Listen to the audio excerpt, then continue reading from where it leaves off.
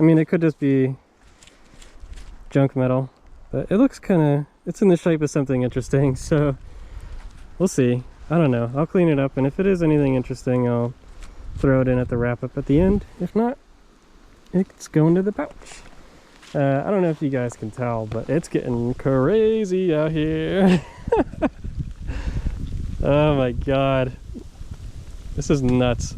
I just got slapped in the head by a giant thing of snow from one of these trees.